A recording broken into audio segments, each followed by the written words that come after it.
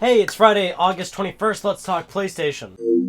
I want to start this one off by showing you guys this incredibly awesome ripoff of a PlayStation 4 and Xbox One love child, which is the Ouyi, or whatever it's called. So this Chinese company is basically funding the development of this new little console. It's actually going to run Android, and it's of course a ripoff, but yeah, I love looking at these things because they're absolutely ridiculous. And it seems like there's always some company in China that is making the most unbelievably, no shame at all, rip off of some piece of technology, and this one is just unbelievably funny looking. Alright, but really there was actually some pretty cool stuff this past week. Sony announcing a bunch of dates. So for the one date, they actually announced a new date for PlayStation Experience event. So if you remember last year, they did the PlayStation Experience event in Vegas, and it was like a completely new thing, just a completely new event that was open to the public, so anybody could buy tickets for this thing. It was an event where they just, they held a press conference. There was hands-on time with games and things like that. So they're doing it again this year, much like they said they would. And they're doing it in San Francisco this year, December 5th and 6th. The tickets are already up to go buy them and whatnot. You probably should go buy them if you really want to go to this thing. It's probably going to be just like last year. They are going to hold a show and everything, announcing a bunch of games and whatnot, or PlayStation announcements in general. They're going to have cool stuff there, hands-on. What's great about the PlayStation Experience event is it is open to the public this time. That's kind of the great thing that's what I really liked about it, and that's what I said about it back then, is that I'm so happy they're doing something like this, because not many people have the opportunity to really go to an event like this. Usually you have to be press if you want to go to, TGS or Gamescom or E3, something like that. So this is really cool. So if you want to get your tickets now and get ready for your flight and everything and stuff like that, get that all sorted out. Sony also announced some dates. They announced their conference for Paris Games Week. So if you remember, Sony opted not to do a Gamescom conference this past year, to instead do a conference at Paris Games Week. So we now have a date for that as well. October 27th at 9 a.m. PT, 12 p.m. ET, 5 p.m. GMT, or 3 a.m. AEDT for that time zone, which is basically rolling into the 28th. At that point. But yeah, so that's their conference, and this is probably going to be a pretty important conference. Like I said, they did skip Gamescom, and Gamescom is actually a pretty big conference for Sony most years, so we should see something here. A lot of people are saying we're probably going to see Quantic Dream's game, since it is Paris Games Week. Quantic Dream, where the company's based and everything. So we're probably going to see something from them, which I really want to see something from them. I really want to see what Quantic Dream's working on. I actually love their work. So you can definitely say I'm pretty pumped about it. Now, one really titillating thing that Sony did this past week is open up invites for people to beta test the next PlayStation 4 firmware 3.0, which they don't often do stuff like this. So you can basically go to the PlayStation website and sign up to possibly beta test the next firmware. Only a few select amount of people are going to be getting picked for this thing, and if you do get accepted and you get to test the new firmware, you'll actually have the ability to roll back to the current firmware, which is 2.57.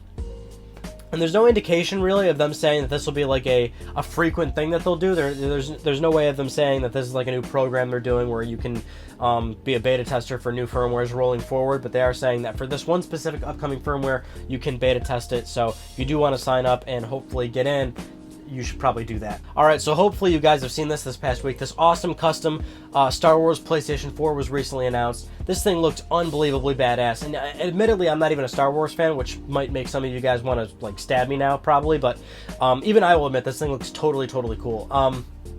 So it's coming out November 17th. It's going to be bundled with either Star Wars Battlefront or Disney Infinity 3.0. Comes with a 500 gigabyte hard drive. Of course, the custom controller there you're getting as well. This thing looks really cool. It actually also comes with 4 classic Star Wars games completely for free: Super Star Wars, Racer's Revenge, Bounty Hunter, and Jedi Starfighter. And those games are also going to get trophy support, which is just so rad. I love custom consoles, and no matter what they're based upon, I think they're just so cool looking. I love when they actually redesign the whole shell of it. We've talked about this before. I don't like when it's just one little custom faceplate that's not necessarily custom in a sense. I like actual cool shit like this. For this next one, I'm not going to spend too much time on, but I always love talking about this because it's just, I love hearing news like this because it is so obvious, and you always see this conversation of, oh, consoles are dying, or all that, all that ridiculous crap. But MPD Group just released a new study, a new statistic based upon how fast PS4 and Xbox One are selling in comparison to Xbox 360 and PlayStation 3. So for the first 21 months that PS4 and X1 have been on the market, they are selling at like a 50% faster rate than the 360 and PS3 did, essentially. So that's basically it, though. We're not going to say much about that because we've already talked about this before. Whether you're talking PS4 or X1, which is not selling nearly as well as PlayStation 4, both platforms are selling unbelievably well, and consoles are here to stay. Okay, now let's talk about some Project Morpheus. This past week, R&D hardware engineer for Sony, Dennis Castleman, talked about how basically Project Morpheus is more or less done and it's ready to go. It's just a matter of waiting for games to actually show up on it. And that's completely understandable. I mean, we've talked about Project Morpheus a number of times and sort of our concerns with it and whatnot. And of course, one of the big things is, you can make the peripheral. That's all well and good. Certainly, you want to make it to be a compelling peripheral. You want to have the right price point. You want it to be functional. You want it to be just a really compelling piece of hardware that you actually enjoy and you're immersed in and whatnot. But all that stuff really means nothing unless you have software to back it up, which would be the games. And game development, of course, is a very long process for many developers, especially depending on the game that they're trying to create and whatnot. And you can't just launch this thing with only a handful of games, and that's ultimately that's kind of the demise of many platforms over the past, or the many sort of peripherals that Sony, Microsoft, or Nintendo have tried to sell to you people. You need games to back it up and make it really, really desirable. And that, Morpheus, of course, the hardware looks pretty desirable, and if you've tried one, you probably know how desirable it is. Same goes with Oculus Rift, but the software does need to be there. So, not entirely surprising that they're kind of holding back Morpheus and not getting. And then they're openly saying, we're not entirely ready for it. Now, of course, Sony still said it'll be released in the first half of 2016, so we're not in the time frame just yet of where the thing should be released. It's still in line with where we have some waiting to do, but it's just like, by the time of the first half of 2016, will we have games ready? Will there be enough there for Sony to comfortably release this thing and try to sell you on a close to $300 plus piece of hardware? We still don't know the price of it, but surely this thing is not going to be as low as $200. This thing is going to be more than $200 easily. So, and that's the thing, is that this is a really expensive peripheral. I mean, this is one of the most expensive peripherals for a console, especially in contrast with the original console's price and whatnot.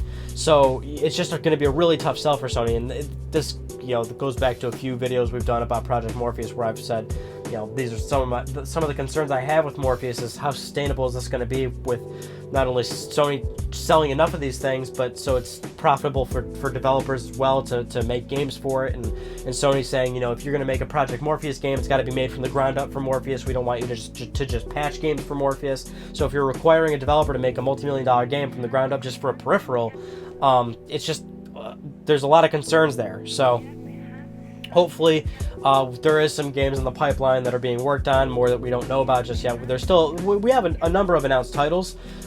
It's just waiting for them to be done, and of course there's many others that we don't know about just yet. For our last news story, it's actually an Xbox story, but I have a PlayStation influence of it that I want to talk to you guys about. So this past week, Phil Spencer talked about how X1 and its backwards compatibility, software emulation with 360 games.